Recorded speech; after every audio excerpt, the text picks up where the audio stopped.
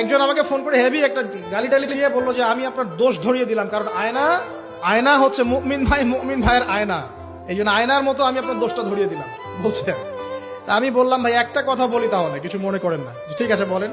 আমার ওস্তাদ আমাকে শিখিয়েছিলেন ছোটবেলায়, একজন মুমিন আর একজন মুমিনের আয়না ঠিক আছে, কিন্তু আয়না কখনো কথা বলে না, আয়না চুপচাপ নিজের চেহারা দেখিয়ে দেয়।